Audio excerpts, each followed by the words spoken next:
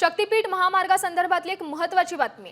शक्तीपीठ महामार्गाच्या विरोधात स्वाभिमानी शेतकरी संघटनेकडून आज सांगलीमध्ये आंदोलन करण्यात आले। संतप्त शेतकऱ्यांनी नागपूर गोवा शक्तीपीठ महामार्गाच्या हरकतीबाबत पाठवण्यात आलेल्या नोटिसांची ही होळी करत शक्तीपीठ महामार्ग रद्द न केल्यास हातात बंदुका घेऊ असा इशारा दिलाय। स्वाभिमानी शेतकरी संघटनेचे जिल्हाध्यक्ष महेश खराडे नेतृत्वाखाली हे आंदोलन करण्यात आलं। यावेळी केंद्र आणि राज्य सरकार विरोधात जोरदार घोषणाबाजी करत केवळ भ्रष्टाचारासाठी हा महामार्ग करण्यात येत असल्याचा आरोप करण्यात आलाय।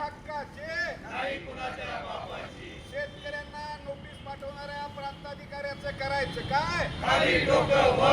शक्तीपीठ महामार्ग करण्याचं धोरण आखलेलं आहे आणि या शक्तीपीठ महामार्गाला राज्यातल्या सर्व शेतकऱ्यांचा विरोध आहे। मिरजेच्या प्रांताधिकाऱ्यांनी नोटिसा पाठवलेल्या आहेत, त्यामुळं या नोटिसींचं धन या ठिकाणी स्टेशन चौकात करण्यात आलेलं आहे आणि यापुढच्या काळात अशा नोटिसा पाठवल्या तर नोटीस पाठवणाऱ्यांचं आम्ही धन करू।